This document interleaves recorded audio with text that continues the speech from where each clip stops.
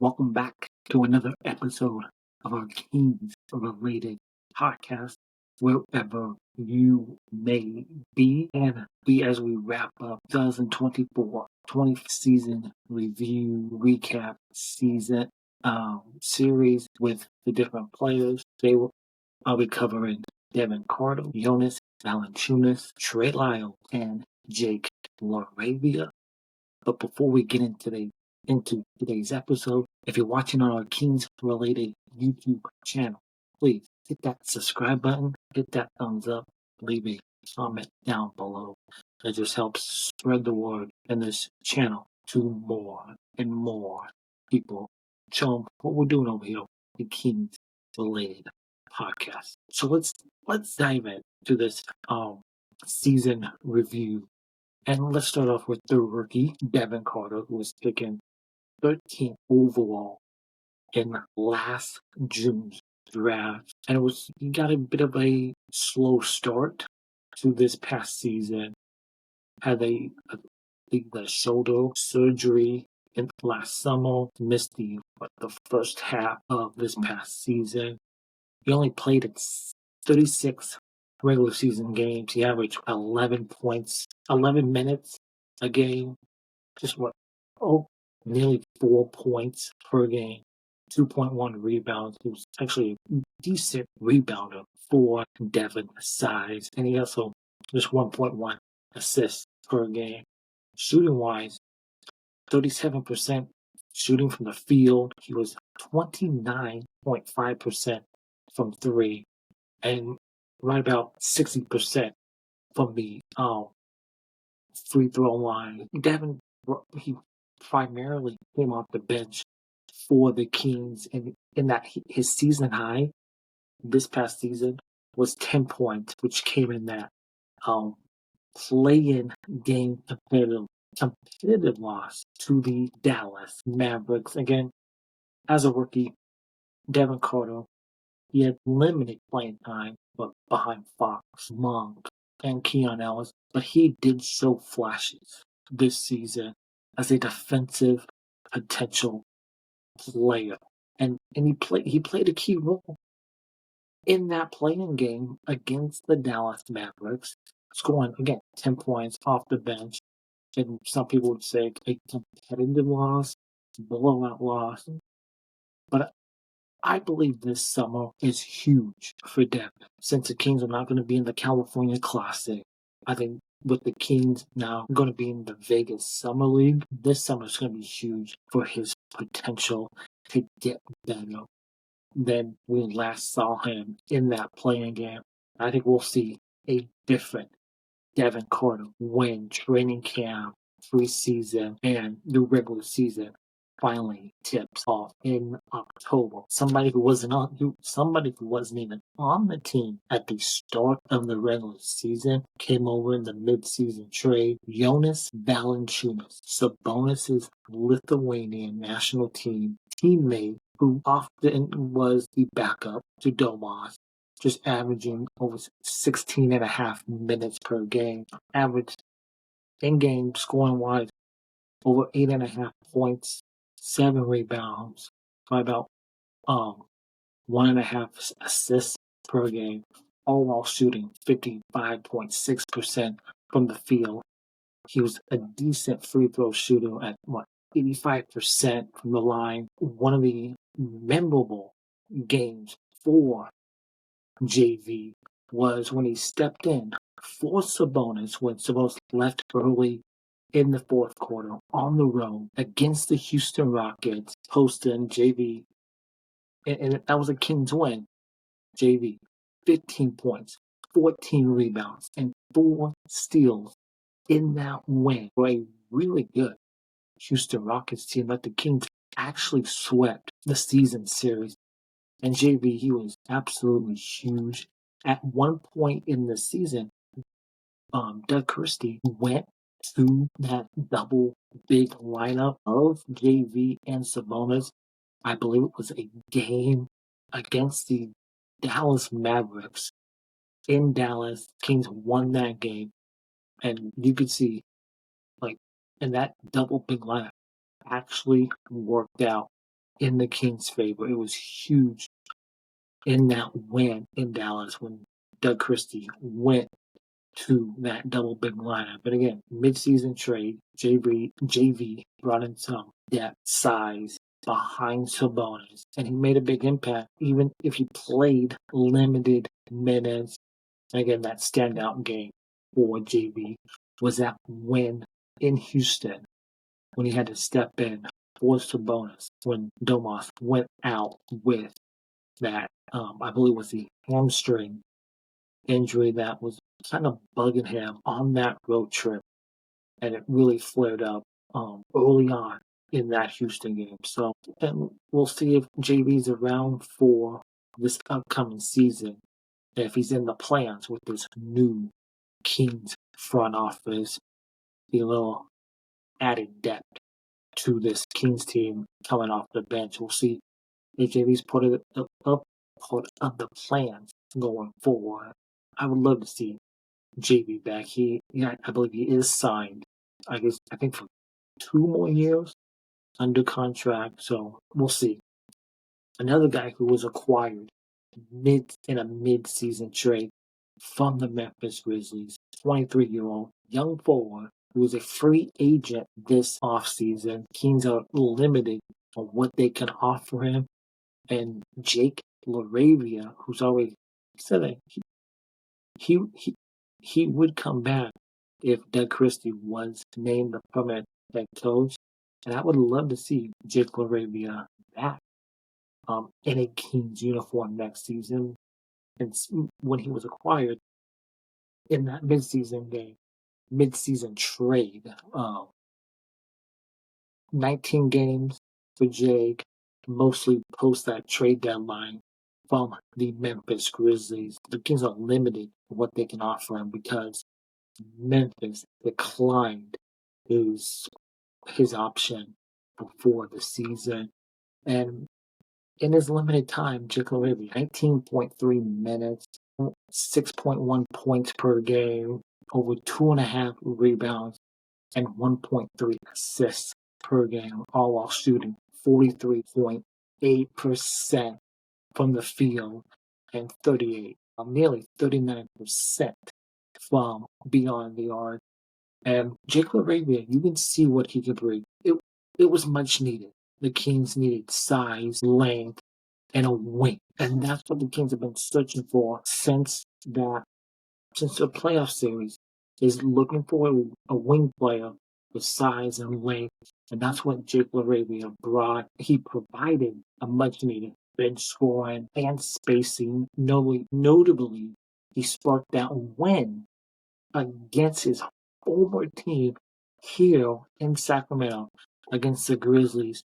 Kind of a revenge type performance in, I believe that was it February or March, where Jake had that revenge game against his former team.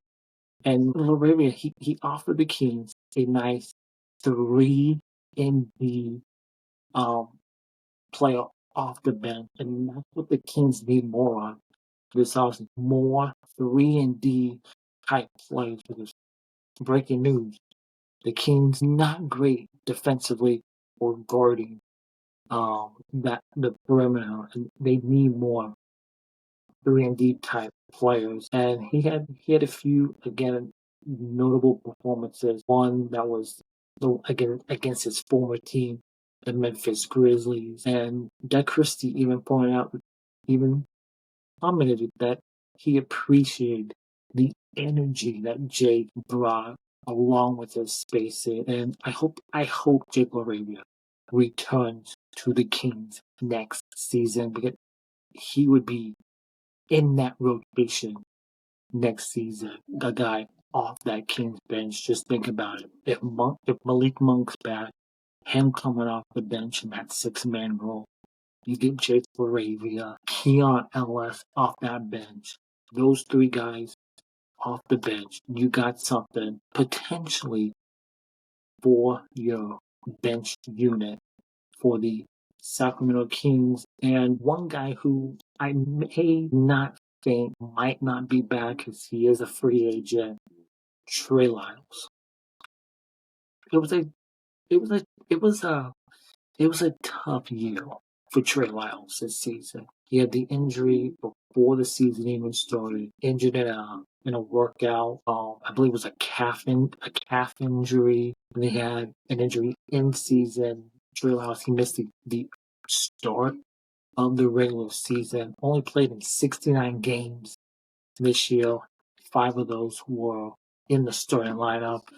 So averaged over 19 and a half minutes a game, just 6.5 points per game, 4.6 rebounds, shooting 42% from the field and 34% from three. And Trey Lyles, he is a solid veteran who gave you good minutes off the Kings bench for that beam team meal that broke that playoff drought is now a unrestricted free agent. I don't think Trey Lyles will be back. And when they got him in that trade from I believe it was the Detroit Pistons, and that's where Marvin Bagley, they sent Marvin Bagley to Detroit. Trey Lyles came to Sacramento in that deal. That was a really good trade from the previous front office. Trey kind of found a home here in Sacramento, and he was a steady contributor for this Kings team, especially in that beam team year where they broke the playoff drought. He even filled in when needed as a small ball 5. We saw the Kings go to that small ball 5 at times for the stretch 4. While his scoring did dip this year from previous seasons, Trey Lyles always remained a reliable presence if it was in the starting lineup or coming off the bench for the Kings. And we'll see if the Kings bring him this summer, as he is an unrestricted free agent. He is represented by Rich Paul and Clutch Sports, and just a good dude and a good player, good teammate. We'll see if they bring him back, but overall, Devin Carter, his rookie development, no flashes, really good potential as a defensive player. I'm really looking forward to seeing Devin in the Vegas Summer League and the development that he has made since the last time we saw him in that playing game against Dallas JV, a productive backup big with brings depth behind Sabonis and just an all-around good dude. Jake LaRavia, he brings that wing depth that the Kings have forever been looking for since that playoff series. He brings that wing depth with potential of that 3-and-D, and the Kings absolutely need more of that. And I really hope they re-sign LaRavia this offseason. And Trey Lyles, just a versatile, steady veteran that you can rely on, whether it's that small ball 5, the stretch 4. You can have him start, come off your bench. Trey Lyles, just a versatile veteran player that any team would be lucky to have.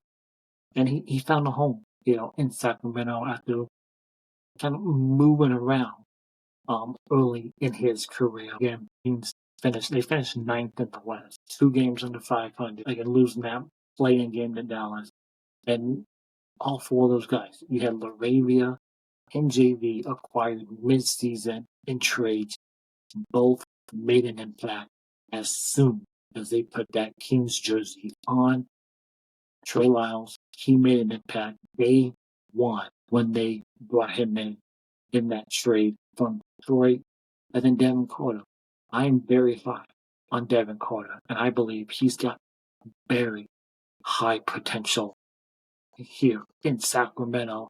And I'm looking to see, again, his development and the improvements that he has made this offseason.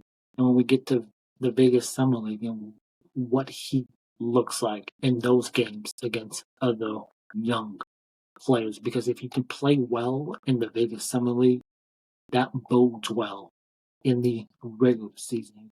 I'm really looking forward to seeing what Devin looks like since that playing game just a few short months ago. But that would do it for this episode of our Kings Related podcast and our season review of the Sacramento Kings players for 25 season. I would give Devin Carter maybe a C plus. JV, I would give a C plus. Jake LaRavia, I would give Jake a C plus. He did miss the end of last season because of injuries. Trey Lyles, even though he missed the start of the season, he was banged up throughout the midway through the season. I would give Trey Lyles a C plus. All four of these guys, I would give a C plus. Would you agree with those grades? Let me know in the comments down below on YouTube or on Spotify, and tell me what your grades would be for these four players: Devin, JV, LaRavia, and Trey Lyles. Had a lot of fun with these season reviews of these players in these episodes. And that will do it for this episode of our Kings Relate podcast. If you're watching on YouTube, please hit that subscribe button, hit that thumbs up, leave a comment down below. If you're listening on Apple or Spotify, hit that follow button. Rate 5 stars, be much appreciated. And leaving us a little review, also be much appreciated. And we'll catch you next time on our Kings Relate podcast. As always, go Kings.